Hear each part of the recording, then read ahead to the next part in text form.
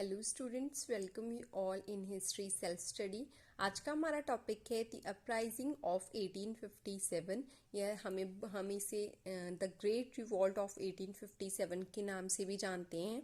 आपने 1857 का रिवॉल्ट के बारे में ज़रूर सुना होगा, जैसे कि आपने रानी झांसी, मणिकर्णिका के बारे में सुना होगा, लक्ष्मीबाई जिसे कहते हैं, मंगल पांडे के बारे में सुना होगा, तात्या टोपे के बारे में सुना होगा, और लास्ट मुगल एम्परर जो बहादुर शाह जफर थे उनके बारे में सुना होगा।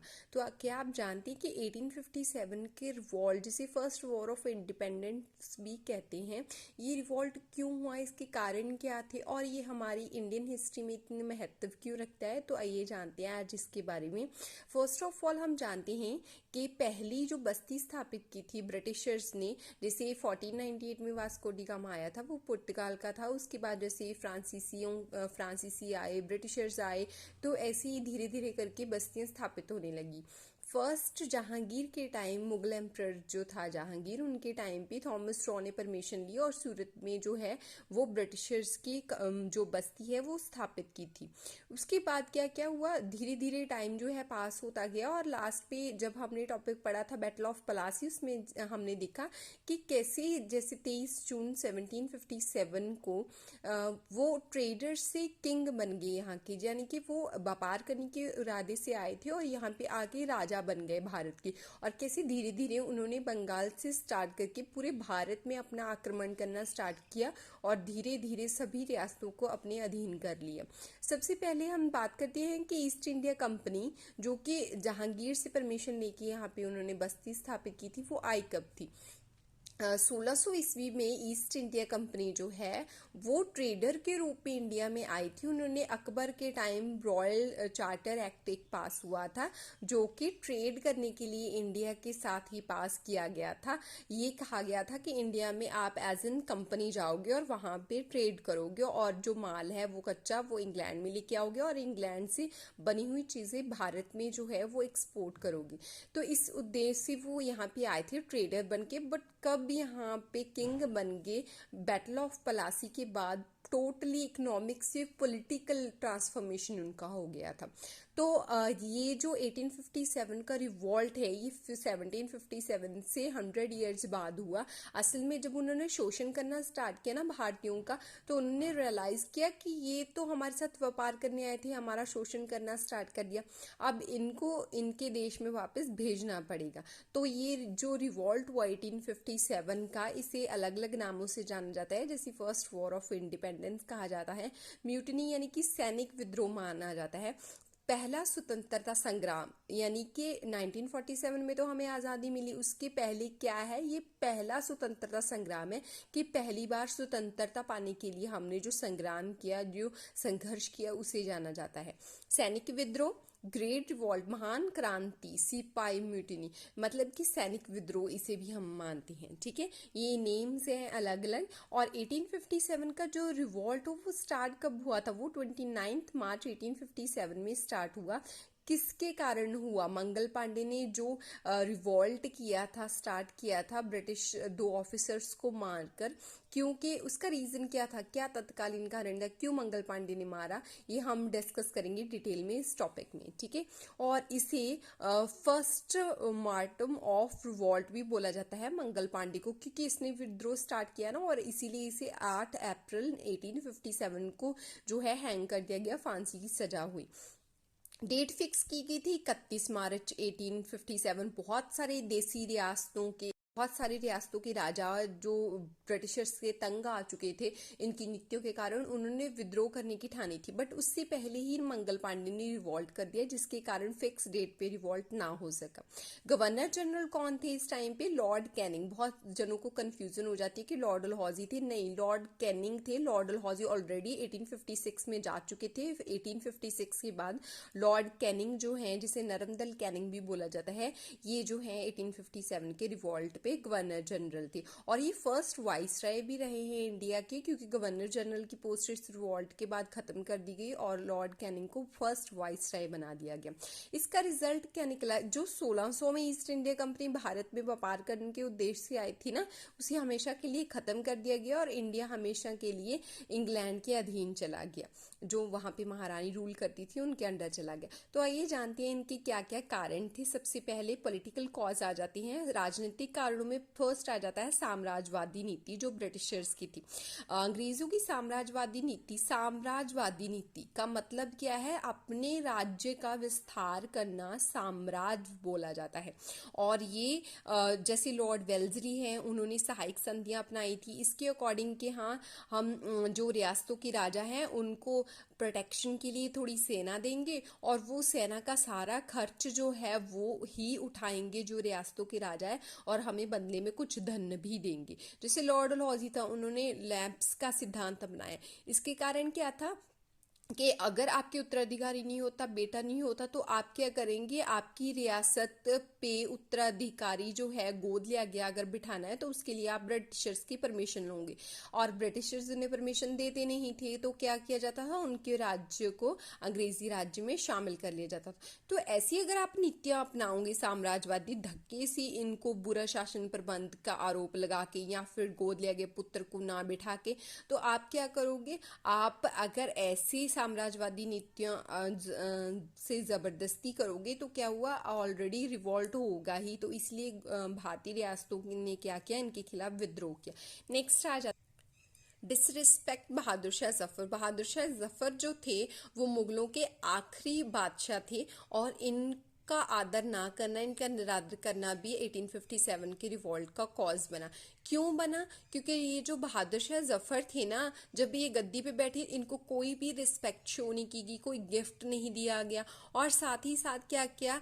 इनको क्लियर कट बोल दिया गया कि अगर आप की डेथ होगी ना तो उसके बाद आपको लाल किला छोड़ना पड़ेगा आपकी फैमिली को, और ना ही उनका प्रॉपर्टी पे कोई अधिकार है। जब इनको गद्दी से उतार दिया गया, इनको पेंशन जो है फिक्स कर दी गई। मतलब वो पर्सन जिसे कि 1526 से मुगल बादशाहों का इंडियंस जो है आदर करते आ रहे हैं, एज एन किंग मानते हैं, आप उनकी इतनी बेइज्जती करोगे तो ऑब्वियसली है कि भारतीयों में आपके खिलाफ विद्रोह की भावना आएगी ही आएगी। अपने बादशाह का ये निरादर हुआ देख के इंडियंस ने, भारतीयों ने अंग्रेजों के खिलाफ जो है वो रिवॉल्ट कर दिया। नेक्स्ट आ जाता है नाना साहिब की पेंशन बंद करना। नाना साहिब असल में कौन थे? वो पेशवा बाजीराव के गोद ले गए पुत्र थे। पेशवा बाजीराव सेकंड के कोई भी पुत्र नहीं था, उनका जो गोद लिया गया पुत्र था वो था नाना साहिब। नाना साहिब जब तक पेशवा बाजीराव जिंदा रहे तब तक तो ब्रिटिशर्स की हिम्मत नहीं हुई उनसे ये गोद ले गए पुत्र के बारे में कोई भी रिवॉल्ट करने की। बट जब इनकी डेथ होगी 1857 में, तो ब्रिटिशर्स ने नाना साहिब को उत्तराधिकारी मानने से रिफ्यूज कर दिया कि नहीं, आप उत्तराधिकारी नहीं बन सकते क्योंकि आप गोद ले गए पुत्र हो। जब नाना साहिब को ये पता लगा और धीरे धीरे इनके खिलाफ जो है, नाना साहिब के खिलाफ उन्होंने षड्यंत्र रचना शुरू कर दिया, उनकी पेंशन भी बंद कर दी।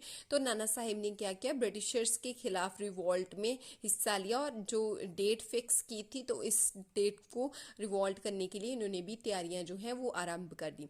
नाना साहिब और लक्ष्मीबाई का बहुत ही गहरा संबंध है। ये दोनों इकट्ठे बचपन में मिलिट्री ट्रेनिंग लेते थे, क्योंकि पेशवा बाजीराव के दरबार में जो लक्ष्मीबाई है उनके पिताजी मोरोपंत जो है एज एन मिनिस्टर काम करते थे।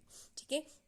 नेक्स्ट आ जाता है नेक्सेशन ऑफ झांसी। झांसी को कब्जे में लेना। झांसी की रानी कौन थी? लक्ष्मीबाई, जिनका बचपन का नाम था मणिकर्णिका, और इनकी मैरिज हुई थी गंगाधर राव से जो कि झांसी के राजा थे। इनके एक पुत्र था आनंद राव, बट इनके टाइम पीरियड पे ही उनकी डेथ इनके टाइम पीरियड पे ही आनंद राव की डेथ हो गई थी, और उसके बाद गंगाधर राव भी बहुत सदमे में रहे, डिप्रेशन में रहे, जिसके कारण इनकी भी डेथ होगी। अब इन्होंने जो गोद लिया गया पुत्र था उनको एक्सेप्ट नहीं किया ब्रिटिशर्स ने, लॉर्ड डलहौजी ने मना कर दिया। डॉक्ट्राइन ऑफ लैप्स के अकॉर्डिंग कि आपके उत्तराधिकारी जो गोद लिया गया पुत्र है उसे हम नहीं बिठा सकते। तो इसीलिए जब लॉर्ड डलहौजी ने झांसी को 1854 में अपने कब्जे में कर लिया, उसके बाद झांसी की रानी लक्ष्मीबाई ने क्या किया, रिवॉल्ट कर दिया और उन्होंने 1857 के विद्रोह में पार्टिसिपेट किया। नेक्स्ट आ जाता है अवध को कब्जे में करना। अवध का किंग कौन था? अवध जो है, जो इनके नवाब थे ना, जैसे वाजिद अली शाह थे, ये हमेशा से ही अंग्रेजों के वफादार रहे हैं। किसी भी विद्रोह में, किसी भी लड़ाई में इन्होंने हमेशा ब्रिटिशर्स का साथ दिया है। बट इनको, इनके ऊपर ये इल्ज़ाम लगा दिया गया कि ये अच्छा शासन प्रबंध नहीं चला रहे हैं, जिनके कारण इन पे ये इल्ज़ाम लगा दिया और इनको गद्दी से उतार दिया।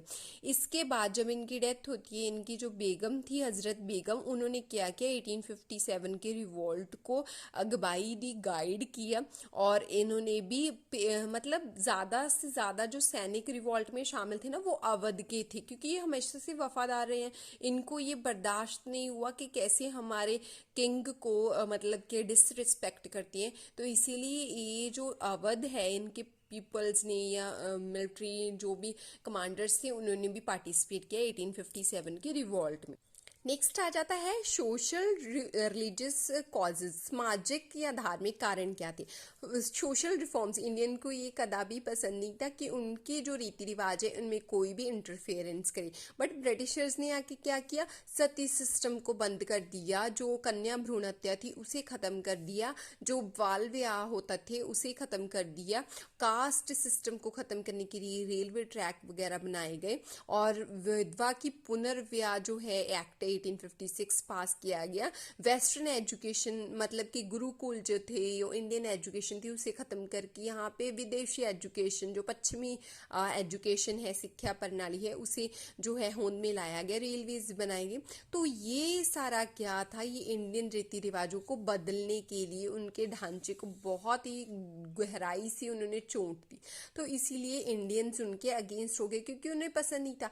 आप किसी के घर में जाओ और जाके उनके रीति रिवाज, उनकी परंपराएं, उनके उठने बैठने, खाने पीने, पहरावे का चेंज कर दो, तो वो आपको पसंद करेंगे? नहीं करेंगे ना, तो आपके खिलाफ तो विद्रोह ही करेंगे। तो ऐसा ही इंडियंस ने किया ब्रिटिशर्स के खिलाफ। नेक्स्ट आ जाता है क्रिश्चियनिटी का, ईसाई मिशनरियों का प्रचार प्रसार। उन्होंने क्या किया कि धर्म को कन्वर्ट करना स्टार्ट कर दिया, जैसे कि हिंदुओं को, मुसलमानों को, सिखों को लालच देने स्टार्ट कर दिए और उन्होंने ईसाई धर्म में ले जाना स्टार्ट कर दिया। उनको गिफ्ट, प्रॉपर्टी का काफ़ी सारे लालच देते थे और साथ ही साथ जो है वो लॉर्ड डलहौजी ने प्रॉपर्टी राइट भी बना दिया कि अगर आप धर्म कन्वर्ट करते हो तो आपको जायदाद में से भी हिस्सा मिलेगा, कोई रोक नहीं सकता।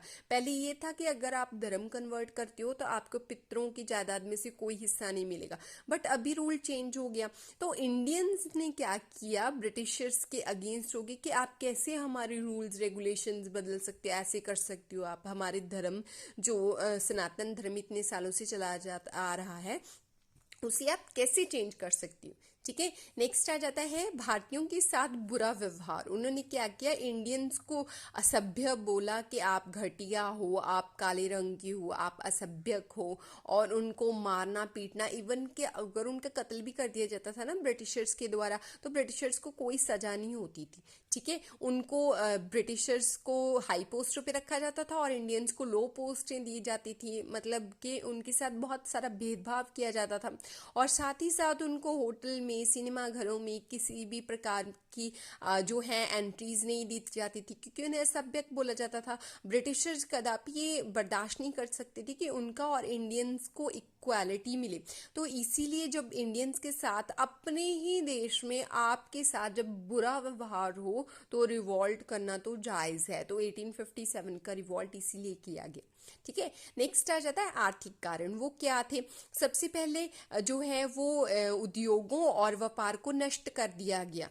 कैसे किया गया कि फ्री ट्रेड पॉलिसी चला दी कि हाँ हाँ ब्रिटिशर्स आप जब चाहो किसी भी प्रांत में जाके किसी भी एरिया में जाके खुला व्यापार कर सकते हो, आपको कोई भी टैक्स देने की ज़रूरत नहीं है। बट ये इंडियंस के साथ नहीं था कि आपको तो टैक्स देना ही पड़ेगा, नहीं नहीं, वो सुप्रीम है, आप इन्फीरियर हो तो इसीलिए आपको तो देना ही पड़ेगा टैक्स। और साथ ही साथ अणौद्योगिकरण भी कर दिया। किसका कर दिया गया? जैसे घरेलू हथकंडे थे, आप मिट्टी के बर्तन बनाते थे, आप कपड़ा बनाते थे, आप कोई धातु से बनी हुई चीज़ बनाते थे, वो सारी ख़त्म कर दी और उद्योग ले आए। ठीक है, इसके साथ क्या हुआ कि भारतीयों का जो भी घरेलू उद्योग थे वो ख़त्म कर दिए ब्रिटिशर्स ने। तो इसके साथ क्या हुआ, जो इंडस्ट्री ख़त्म कर दी, तो ब्रिटिशर्स के खिलाफ भारतीय नॉर्मल अगेंस्ट जाना ही था। नेक्स्ट आ जाता है पीजेंट्स को, किसानों को ख़त्म कर दिया, नष्ट कर दिया। कैसे? जैसे इंडिगो रिवॉल्ट हुए। क्यों हुए? क्योंकि जहाँ पे नील की खेती होती है ना, वो ज़मीन हमेशा के लिए अनउपजाऊ हो जाती है, आप किसी और चीज़ की वहाँ पे खेती नहीं कर सकते। जबकि ब्रिटिशर्स ने फोर्सफुली पीजेंट्स को इंडिगो, नील की खेती करने के लिए फोर्स किया। तंबाकू की खेती भी ऐसी थी, नशीला पदार्थ था, ज़मीन अनउपजाऊ हो जाएगी, बट ज़बरदस्ती किया गया।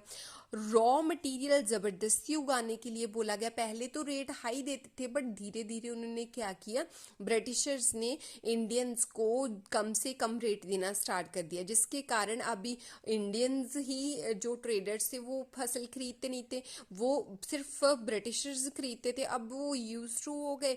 अब अगर इंडियंस उनकी फसल नहीं खरीदेंगे, ब्रिटिशर्स ही खरीदेंगे, उन्हें ज़बरदस्ती उगानी भी पड़ेगी क्योंकि अब उनके पास कोई चारा नहीं था। तो पीजेंट्री को इन्होंने डिस्ट्रॉय कर दिया, इसलिए पीजेंट्री ने भी इनके खिलाफ रिवॉल्ट किए। नेक्स्ट आ जाता है बेरोजगारी की समस्या, अनएम्प्लॉयमेंट। जैसे हाई पोस्टें थी उन पे इंडियंस को अपॉइंट ही नहीं किया जाता था, उन्हें काले, असभ्यक, भ्रष्ट बोला जाता था, डिसऑनेस्ट बोला जाता था, और उनकी पेंशन भी ख़त्म कर दी गई। इसके साथ साथ जो भत्ते थे वो भी कम कर दिए गए, जिससे कि विलियम बेंटिक ने किया, पेंशन्स भी उनकी ख़त्म कर दी गई। और हाई पोस्ट पे कॉर्नवालिस ने उन्हें अपॉइंट ही नहीं किया, तो उनके साथ पक्षपात होता गया इंडियंस के साथ। आपकी अपनी कंट्री में आपके साथ ऐसा पक्षपात हो तो आपका रिवॉल्ट करना तो जायज़ है, इसीलिए 1857 को उन्होंने रिवॉल्ट किया, जो कुछ आर्थिक कारण थे।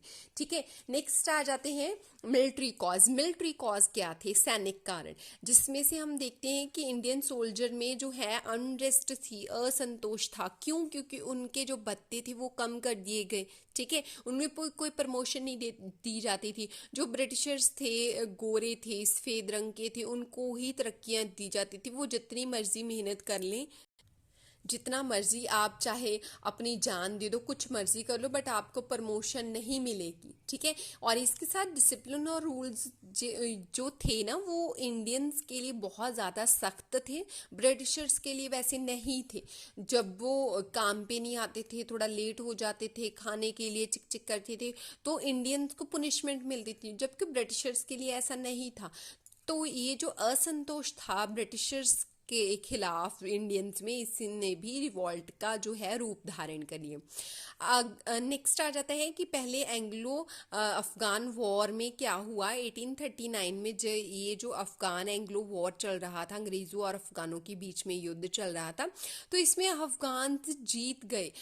इससे पहले ये माना जाता था कि अंग्रेजों के राज का सूर्य कभी अस्त ही नहीं होता, बट अफगानों ने बहुत बुरे तरीके से इन एंग्लोज को हराया, अंग्रेजों को हराया, और इनकी 20,000 की सेना में से सिर्फ एक ही बंदा वापस गया, वो हार का संदेश देने के लिए। ठीक है, तो इतनी जबरदस्त तरीके से हार हुई, तो इंडियंस को देख के चौंक गए कि हाँ, ब्रिटिशर्स को भी हराया जा सकता है। तो इसीलिए उन्होंने क्या किया, उन्होंने इंडियंस ने उनके बीच में अवेयरनेस आ गई कि हम भी भारतीय मिलके अगर एकजुट हुए तो अंग्रेजों को हरा सकते हैं, इसलिए उन्होंने रिवॉल्ट किया। नेक्स्ट आ जाता है अवध को कब्जे में लेना। अवध वफादार था शुरू से ही, जो मिलिट्री थी वो बहुत वफादार थी, बट लॉर्ड डलहौजी ने क्या किया, 1856 में वाजिद अली शाह पे ये आरोप लगा दिया कि तुम्हारा भैया शासन प्रबंध अच्छा नहीं है, इसीलिए आपके अवध को तो अंग्रेजी साम्राज्य में मिलाना पड़ेगा। तो इसीलिए वहाँ पे 75,000 सैनिकों ने इस रिवॉल्ट में जो है वो हिस्सा लिया। क्यों लिया? आप शुरू से किसी की वफादारी करते आ रहे रहे हो और आपको बदले में ये इनाम मिलेगा, तो किसी का भी रिवॉल्ट करना जायज़ है। ठीक है। नेक्स्ट आता है इमीडिएट कॉज। इमीडिएट कॉज क्या होता है? तत्कालीन कारण, मतलब कि वो कारण जिसके कारण रिवॉल्ट हुआ। ये क्या था? इनफील्ड राइफल्स कब इंट्रोड्यूस की गई? 1856 में। ये रीजन क्या था? हाँ, राइफल्स तो चलो मानो कि मतलब इंट्रोड्यूस की गई, बट कारण क्यों बना ये तत्कालीन? ये असल में जो कारतूस थे, ये ग्रीस कारतूस जो थे, वो असल में काऊ और पिग की चर्बी से बने हुए होते थे। जब भी राइफल जो है उसे यूज करना होता था, उसमें जो रोंद आप डालते हो, रोंद को मुंह से छीलना पड़ता था। और वो काऊ और पिग, हिंदुओं के लिए गाय पवित्र है, काऊ पवित्र है, और मुसलमानों के लिए पिग पवित्र है। तो ये जो चीज़ें हैं, अगर आप किसी के रिलीजन के सेंटिमेंट्स को जो है वो दुखाओगे, तो ऑब्वियस सी बात है ना कि आप वो आपके खिलाफ रिवॉल्ट करेंगे।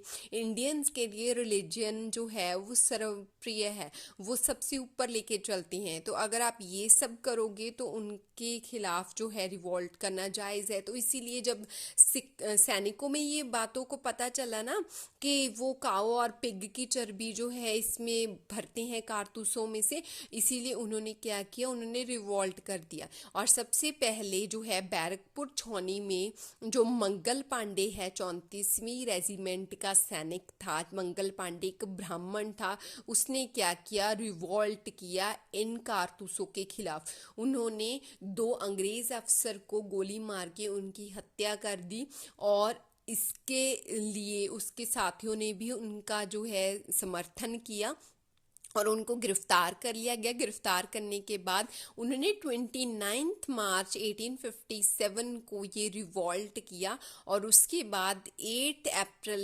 1857 को उनको फांसी की सज़ा दी गई। इसके साथ ये पहले शहीद जो हैं साबित हुए 1857 के रिवॉल्ट के।